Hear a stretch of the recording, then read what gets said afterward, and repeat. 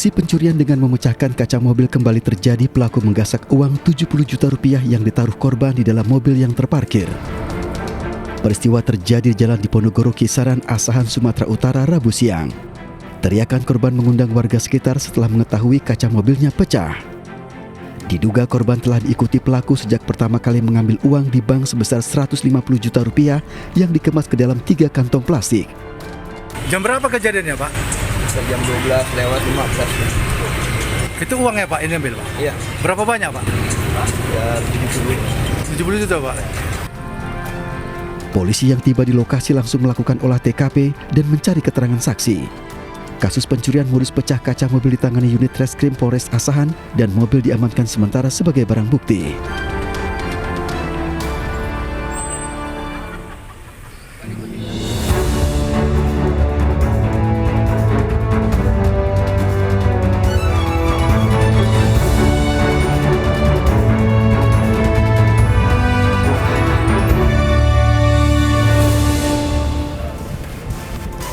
Selamat malam, selamat bergabung di iNewsroom. Di sini kita akan berdiskusi, berbincang mengenai isu-isu fenomenal, kontroversial, dan krusial yang menjadi sorotan bersama saya, Abraham Silaban.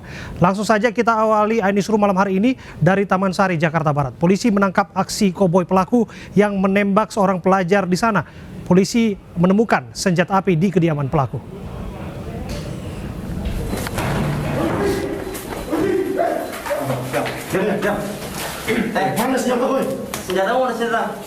Inilah detik-detik penangkapan komplotan pelaku penembakan seorang remaja di Taman Sari, Jakarta Barat.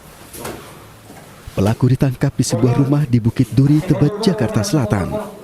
10 orang pelaku yang terdiri dari 8 pria dan 2 perempuan diamankan oleh Polisian Sektor Taman Sari, Jakarta Barat pada pukul 4 dini hari tadi.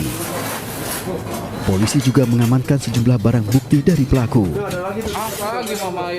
Tadi barang bukti yang didapat ada 1 pucuk senjata revolver yang kuat dugaan yang digunakan untuk menembak korban, sama ada beberapa senjata tajam yang memang berdasarkan keterangan saksi di lapangan, ada beberapa orang juga ada yang membawa senjata tajam di TKP. Sebelumnya pelajar berinisial MIS ditembak oleh orang tak dikenal. Kejadian bermula ketika MIS menegur pelaku yang tengah berpesta miras di depan rumah korban. Hingga saat ini 10 orang pelaku tersebut masih menjalani pemeriksaan lebih lanjut untuk diketahui peran masing-masing. Korban penembakan kini masih dalam kondisi kritis di Rumah Sakit Cipto Mangunkusumo, Jakarta. Pemirsa, langsung saja kami akan mengajak Anda ke tempat kejadian perkara bersama rekan saya, Bayu Pradana. Bayu, barangkali bisa Anda gambarkan sebetulnya dari lokasi apa yang terjadi dan bagaimana penembakan ini dilakukan oleh para pelaku?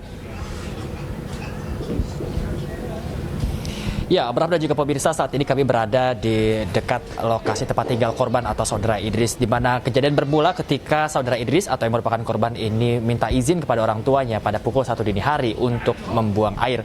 Bersama juru kamera Ahmad Muharin, kita sama-sama melihat seperti apa daerah tempat tinggal Idris, dan di sebelah kanan saya pemirsa atau yang ada di sebelah kiri Anda pemirsa, Anda bisa melihat ada bangunan yang merupakan adalah toilet umum yang digunakan warga sekitar sehari-hari. Pada pukul 1 malam, usai Idris sempat tidur pada pukul 11 malam, Idris meminta izin untuk pergi ke tempat ini untuk membuang air kepada orang tuanya. Sontak saat berjalan menuju ke toilet umum, Idris mendengar adanya kericuhan atau keramaian yang berada di depan gang. Kita akan bergerak menuju ke depan gang bersama juru kamera Ahmad Muharlin. Kalau kita lihat memang tidak jauh, kita lihat di depan sana adalah tempat keramaian terjadi yang membuat Idris akhirnya pergi ke depan gang atau ke jalan untuk melihat sebenarnya ada apa dari kericuhan atau keramaian yang terjadi di jalan. Dan sementara pada saat kejadian memang sudah ramai, ada 2 kelompok baik dari warga maupun juga dari pendatang yang memang ini mereka sudah saling baku hantam. Maksud kami juga warga memang saat itu meminta agar para pendatang tersebut bisa mengkondisikan dikarenakan ada waktu nggak juga memang warga telah menembakkan pistol yang memang mereka bawa, dan memang hal itu akhirnya menembak ke berbagai sisi, diantaranya ada mobil yang terparkir di pinggir-pinggir jalan dan juga tukang nasi goreng yang berada di sekitar sini. Ini adalah salah satu gerobak nasi goreng yang memang pada saat itu memang juga terkena tembakan pada malam hari, dan kita bisa lihat memang di daerah sini banyak sekali para pedagang yang memang ada di pinggir jalan, dan pada saat kericuhan terjadi, para pedagang ini juga harus menjadi korban dikarenakan memang kericuhan juga terjadi kepada mereka. Dan sementara itu juga saat kejadian berlangsung, Idris yang tadinya ingin pergi ke toilet ini harus melihat adanya kericuhan dari warga dan juga para pendatang tersebut, di mana selain membawa pistol api, juga para pendatang itu juga membawa celurit atau senjata tajam yang juga mereka gunakan. Dari informasi yang kami dapatkan, para warga ini sudah mulai ricuh ketika mereka melakukan pesta miras, dan memang terjadi keributan internal di antara mereka. Bayu, Abraham, barangkali Anda bisa juga menjelaskan siapa kelompok pelaku ini. Apakah mereka memang sudah sering mabuk-mabukan di tempat Anda melaporkan? Ya, baik Abraham, kembali saya akan mengajak juru kamera Ahmad Muharlid untuk melihat ke sisi sebelah sana, Abraham dan juga pemirsa. Kalau Anda melihat di belakang saya pemirsa, ini tidak jauh dari sini, ini ada bangunan yang merupakan adalah kosan atau kontrakan, di mana ada sepasang suami istri dari daerah sana, ini yang memang mengontrak di kosan atau kontrakan tersebut. Dan pada malam ke tempat kejadian berikut, sang suami ini mengundang teman-temannya untuk merayakan pesta ulang tahun, dan maka dari itu mereka merayakannya dengan minuman keras, dan memang mereka sudah membawa senjata, diantaranya senjata api dan juga senjata tajam, Abraham. Dari informasi yang kami dapatkan pada saat pesta berlangsung juga, ini para pendatang tersebut, kita panggil mereka pendatang, ini mereka telah ada konflik internal sehingga mereka telah menembakkan tembakan api mereka sekali yang membuat warga sekitar ini keluar. Sementara saat warga sekitar keluar, para pemuda yang memang tadinya melakukan pesta miras ini mereka merasa dihakimi, dan ketika para warga meminta mereka agar bubar, justru mereka melontarkan kembali tembakan dari pistol mereka dan juga mengeluarkan senjata mereka, yaitu senjata tajam yang berupa celurit. Abraham. Baik, terima kasih Bayu Pradana, laporan Anda langsung dari Taman Sari, Jakarta Barat. Pemirsa, polisi masih melakukan pemeriksaan terkait penembakan wartawan di Simalungun, Sumatera Utara. Serikat Penerbit Surat Kabar Sumatera Utara mendesak aparat segera mengungkap kasus pembunuhan ini dan siapa otak yang melakukan aksi keji ini. Penembakan terhadap Marsal sontak mengagetkan insan pers tanah air. Serikat Penerbit Surat Kabar Sumatera Utara mengecam keras penembakan dan mendesak kepolisian segera menangkap pelaku dan dalang pembunuhan.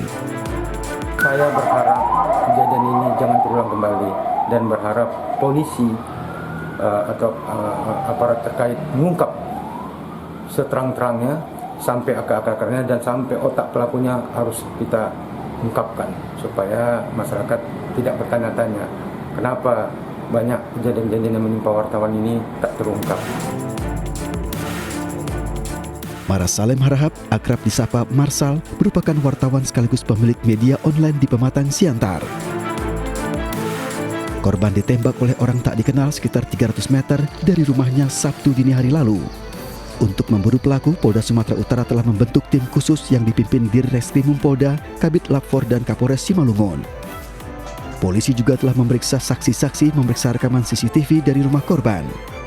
Polisi juga masih menyelidiki apakah penembakan terhadap korban terkait dengan pemberitaan atau tidak.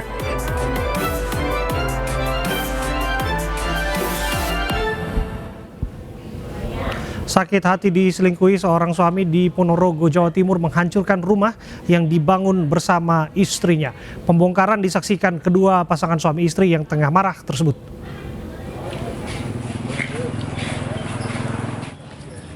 Sakit hati karena diselingkuhi sang istri, seorang suami menghancurkan rumah yang dibangun bersama di Desa Carangrejo, Kecamatan Sampung, Ponorogo, Jawa Timur. Dibantu warga sekitar, satu persatu perabotan dan beberapa bagian rumah dibongkar dan disaksikan kedua pihak. Peristiwa ini terjadi setelah adanya dugaan perselingkuhan sang istri dengan seorang pria yang merupakan warga desa setempat. Kenapa nggak dipertahankan rumahnya, Pak? ganti uang atau gimana gitu loh maksudnya? Nggak bisa, itu udah orang tua saya. Lah, sebetulnya Agus itu tidak damai itu sebetulnya mau. Tapi pihak perempuan yang nggak mau gitu loh. Punya suami lagi atau apa? Punya laki lain. Ini sebelumnya Satu desa sini lelakinya. Sebelumnya Agus Purwanto menikah dengan Anjar Trisnawati, warga desa Carangrejo 6 tahun lalu. Sang istri kemudian menjadi TKW dan mengajukan cerai kepada suami sepulang dari Hong Kong. Diketahui sang istri ternyata berselingkuh dengan pria lain.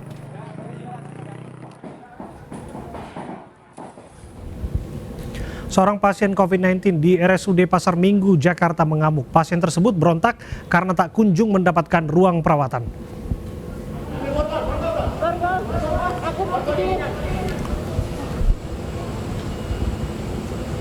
Dalam video yang tengah viral, pasien COVID-19 berontak dan berteriak kepada petugas rumah sakit. Tenaga medis dan 2 orang security berusaha mengamankan sang pasien. Tanpa mengenakan APD lengkap, 2 security berupaya kuat memegangi tangan pasien yang berontak karena tak kunjung diberikan kamar oleh rumah sakit. Emosi pasien yang meluap-luap membuat pasien nampak kelelahan dan sesekali batuk. Terdengar beberapa kali pasien menyebutkan tentang anaknya. Diduga pasien khawatir dengan kondisi anaknya.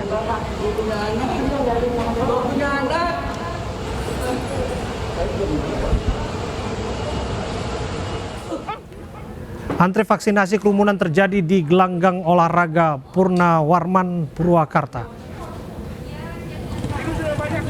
Petugas keamanan berkali-kali berteriak meminta warga untuk tertib dan tidak berkerumun. Tak hanya di luar, penumpukan juga terjadi saat warga menunggu giliran masuk di lokasi vaksinasi. Vaksinasi kelompok buruh diutamakan bagi perusahaan yang telah terpapar COVID-19. Tingginya kasus COVID-19 di Purwakarta disumbang dari klaster industri. Data hari ini kasus aktif COVID-19 di Purwakarta mencapai 1.061 kasus. Vaksinasi ini juga ditujukan untuk kaum buruh yang ada di Purwakarta. Sasaran utama vaksinasi adalah perusahaan yang terdapat kasus COVID-19. Diharapkan vaksinasi dapat mengurangi lonjakan klaster industri. Karena kan hari ini Purwakarta itu paling banyak itu adalah dari klaster industri suspeknya, kemudian juga ada kontak erat penularannya di keluarganya. Melonjaknya jumlah pasien COVID di berbagai daerah membuat rumah sakit kekurangan pasokan oksigen dan ruang perawatan. Jangan kemana-mana, kami hadirkan informasinya sesaat lagi.